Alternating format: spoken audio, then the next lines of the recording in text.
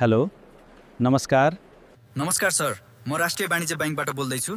तपाईको KYC update नभएकाले तपाईको खाता केही समयमै बन्द हुन सक्छ भनेर जानकारी गराउँदैछु। कृपया त्यसलाई तुरुन्त अपडेट गर्नुहोला। ए हो र, कसरी गर्ने हो? तपाईको मोबाइलमा एउटा ओटिपी आउँछ, त्यो नम्बर मात्र भन्नुहोस्, केवाईसी तुरुन्त अपडेट हुन्छ।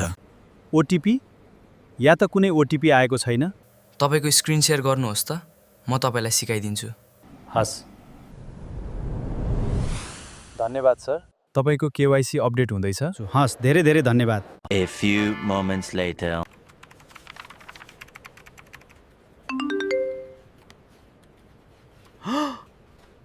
मेरो खाताबाट सबै पैसा ट्रान्सफर भयो। लौ न, के गर्ने होला?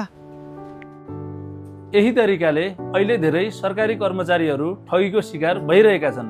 ब्याङ्कले कहिल्यै पनि फोन मार्फत ओटिपी, पिन, पासवर्ड माग्दैन वा स्क्रिन सेयर गर्न लगाउँदैन। ओटिपी कसैलाई पनि नदिनुहोस्। एक क्षणको विश्वासले जीवनभरको बचत गुम्न सक्छ।